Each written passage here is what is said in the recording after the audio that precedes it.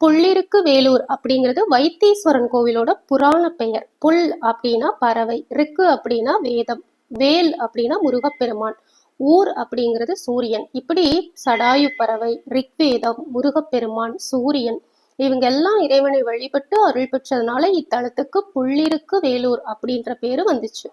ஒரு முறை அங்காரகனுக்கு, அதாவது செவ்வாய்க்கு வெண்குஷ்ட நோய் வந்துருது. அப்போ ஒரு அசரீரி கேக்குது, வைத்தீஸ்வரன் கோவிலுக்கு போய் ஒரு மண்டலம், அதாவது 48 நாள் அங்க இருக்கிற சித்தாமிர்த தீர்த்தத்துல குளிச்சுட்டு வைத்தியநாத சுவாமியை வணங்கினா நோய் சரியாயிரும் அப்படின்னு அந்த சரீரி கேக்குது. அதனால செவ்வாயும் இங்க வந்து வழிபட்டு நோய் நீங்க பெறுவாரு.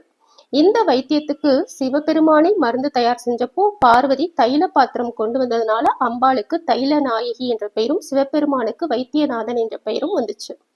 இத்தல இறைவனை சித்தர்கள் அமிர்தத்தால அபிஷேகம் செஞ்சு பல வரங்களை பெற்றாங்க. அப்போ சிந்திய அந்த அமிர்தம் இங்க இருக்கிற தீர்த்த குளத்துல கலந்துருது. அதனாலதான் இந்த குளத்துக்கு சித்தாமிர்த தீர்த்தம் அப்படின்னு பேரு. அது மட்டும் இல்லாம இதுல 18 தீர்த்தங்கள் கலந்திருக்காம். அதனாலதான் இந்த குளத்துல நீராடினா உடல்ல வர்ற எல்லா நோய்களையும் தீர்க்கும் ஆற்றல் பெற்றதா இருக்கு. சதானந்த முனிவர் இங்க இருக்கிற தீர்த்த கரையில தவம் செஞ்சுட்டு இருந்தப்போ ஒரு பாம்பு தவளைய முழுங்க முயற்சி பண்ணிட்டு இருக்கு. அது இவரோட தவத்துக்கு இடையூறா இருந்ததுனால கோபத்தால சாபம் விட்டுறாரு. அதனால இந்த குளத்துல இன்னைக்கு வரைக்கும் பாம்பும் தவளையும் இருக்காதாம்.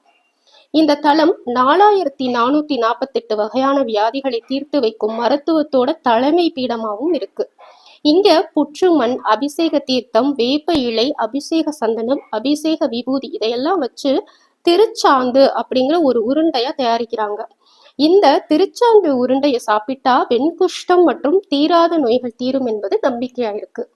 தோல் நோய்களுக்கு இங்குள்ள புனுகு எண்ணெயை வாங்கி தேய்ச்சி நீராடுறாங்க.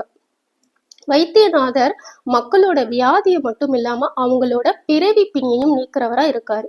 இந்த தலத்துல சம்பாதி, சடாயு என்ற கழுகு அரசர்கள் இறைவனை வழிபட்டு அருள் பெற்றிருக்காங்க. சடாயுவோட வேண்டுகோள் படி ராமபிரான் இந்த தலத்துலதான் சடாயுவோட உடலை விபூதி குண்டத்துல வச்சு தகனம் செஞ்சிருக்காரு. அதனால அந்த இடத்த சடாயு குண்டம் அப்படின்னு அழைக்கிறாங்க.